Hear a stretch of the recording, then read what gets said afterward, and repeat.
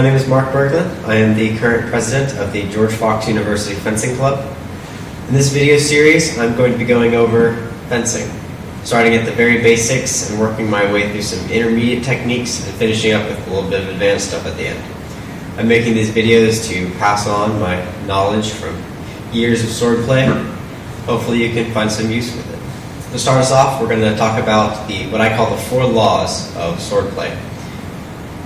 Number 1 is don't get hit. Number 2, put the sword in the way. 3, strike like you mean it. And 4, keep a steady foundation. Now, those are very high-level concepts, and you probably don't know what I mean, so let's break it down. Rule number 1, don't get hit. The main goal of a sword fight is to not get hit. Now, in Olympic fencing, you can afford to take a hit as long as you have right-of-way. If you're doing touch fencing or touch sparring, you can afford to take a hit in a couple cases as long as you get the other person first.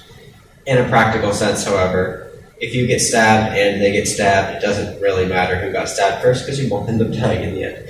So I say the number 1 rule is don't get hit.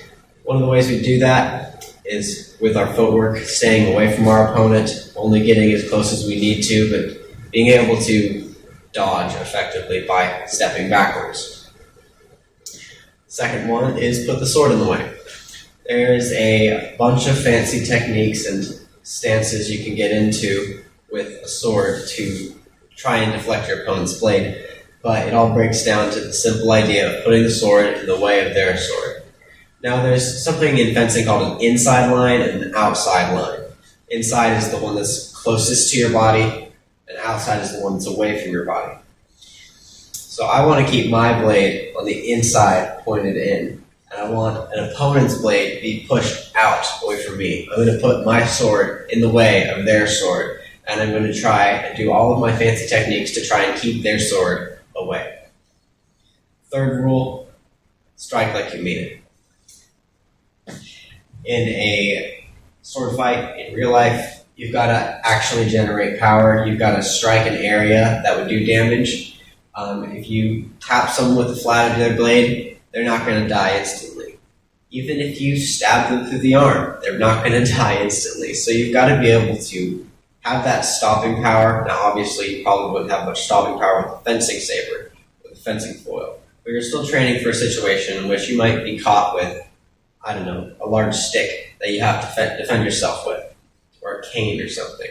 So being able to have power generation in your attacks, a strong thrust, and firm blocks even, will all add to that power generation and that ability to strike like you mean it. And then the 4th rule is to keep a steady foundation. Part of footwork is making sure you don't fall over. You almost never want to cross your feet unless you're like running.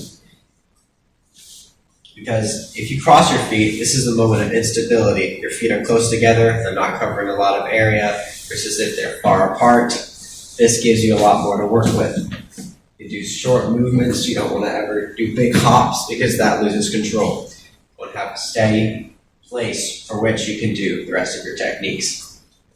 Thank you for watching this video, and I look forward to